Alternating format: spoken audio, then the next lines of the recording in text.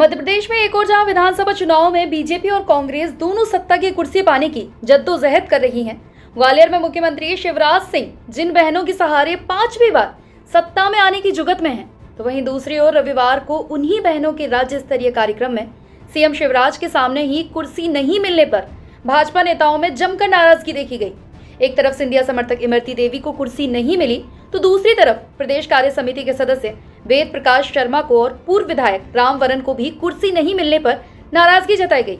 हालांकि हजारों बहनों के सामने मंच पर विवाद बढ़ता देख जल्द उसे शांत किया गया, लेकिन मंच पर हुए सार्वजनिक घटनाक्रम पर अब कांग्रेस कटाक्ष कर रही है और ये पूरी लड़ाई कुर्सी की बता रही है। दरअसल रविवार को मुख्यमंत्री शिवराज सिंह चौहान ने हजारों बहनों के बीच पहुंचे थे।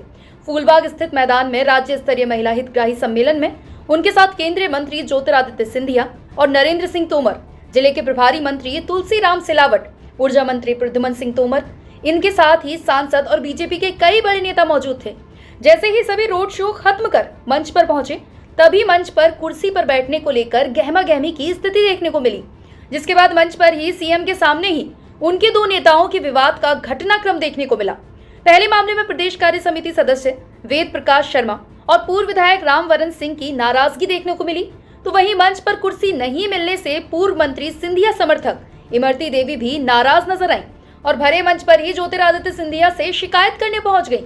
इसके बाद केंद्रीय मंत्री ज्योतिरादित्य सिंधिया ने मंच से अपनी कुर्सी से उठकर इमरती देवी को साथ लेकर आगे वाली पंक्ति में कुर्सी पर बैठाया।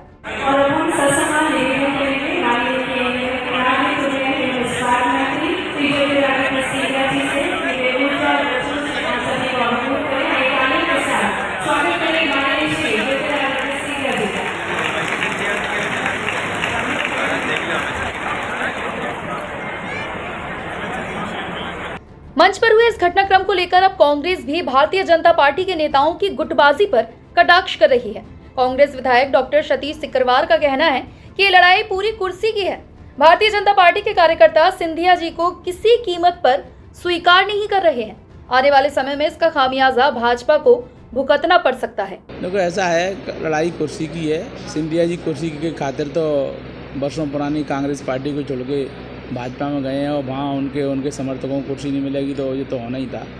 और भारतीय जनता पार्टी उन्हें किसी कीमत पर स्वीकार नहीं कर रही कार्यकर्ता, और आने वाले समय में इसका खामियाजा भारतीय जनता पार्टी को भुगतना पड़ेगा। और अब मध्य प्रदेश की जनता मन बना चुकी है। ग्वालियर चंबल संभाग की जनता सिंधिया विहीन संभाग चाहती है। कांग्रेस के आरोपों पर तुरंत ही बीजेपी की भी प्रतिक्रिया सामने आ गई है। बीजेपी के जिला अध्यक्ष अभय चौधरी का साफ कहना है कि कांग्रेस को क्या है, ये सरकारी कार्यक्रम था और अफसर ये नहीं जान पाते हैं कि कौन किस श्रेणी का कार्यकर्ता है, पर उसको सुधार लिया गया है।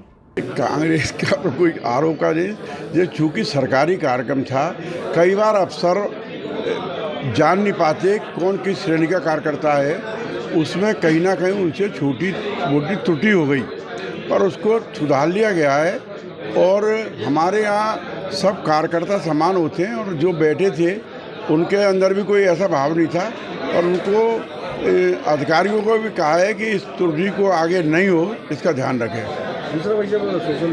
फिलहाल अब इस पूरे घटनाक्रम पर आरोप प्रत्यारोप का दौर शुरू हो गया है, लेकिन मुख्यमंत्री के इतने बड़े कार्यक्रम में नेताओं के बीच की नाराजगी कहीं बीजेपी के लिए आगामी विधानसभा चुनाव में परेशानी न बन जाए, क्योंकि जिन लाडली बहनों की योजना के सहारे मुख्यमंत्री एक बार फिर से मध्य प्रदेश में सत्ता का खेल जीतना चाहते हैं, ऐसे में उनके नेताओं के द्वारा भरे मंच पर कुर्सी के पीछे ये नाराजगी कहीं उनका खेल ना बिगाड़ दे।